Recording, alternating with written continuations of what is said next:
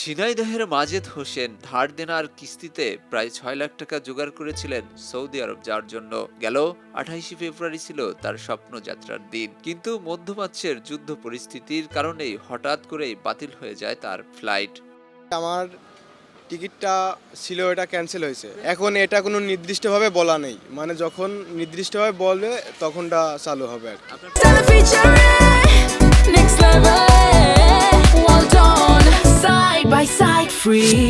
ঢাকার হযরত শাহজালাল আন্তর্জাতিক বিমানবন্দরে ৩ দিন অবস্থান করেও শেষ পর্যন্ত ফ্লাইটের কোনো নিশ্চয়তা পাননি তিনি। আমরা এই গরিব মানুষ, এখন যে যদি বিদেশ ৬ লাখ টাকা লোন করে যাচ্ছি বিদেশে, এখন বলেন এখন যদি আমি ২ মাস বসে থাকি আমার কিস্তিটা কে চালাবে? কোন এজেন্সির মাধ্যমে যাচ্ছিলাম, তো ৬ লাখ টাকা খরচ হলেও সমস্যা ছিল না যদি ওখানে পৌঁছাতে পারতাম। আমি তো এখন ওখানে পৌঁছাতে পারছি না, আমার ভিসার মেয়াদ আর ২ দিন আছে। আমি ২ দিনের মধ্যে এখন যেতে পারবো না। আমার ৬ লাখ টাকা যদি এজেন্সি না ফেরত দেয় তাহলে আমি কি করবো এবার বলেন? প্রবাসে নতুন জীবন স্বপ্ন দেখা মাজেদ শেষ পর্যন্ত অপেক্ষা, অনিশ্চয়তা আর হতাশা নিয়েই বাড়ি ফিরেছে।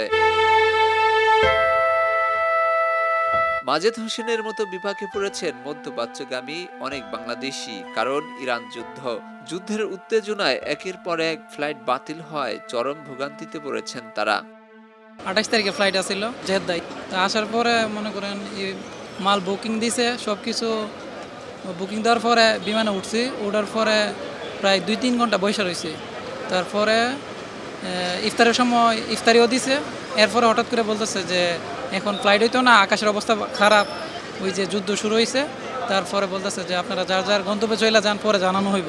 ছুটি শেষ, যদি না যাইতে পারে তাহলে তো আমার ছুটি শেষ হইলে ভিসা তো ক্যান্সেল হয়ে যাবো। কালকে লাস্ট আর কি।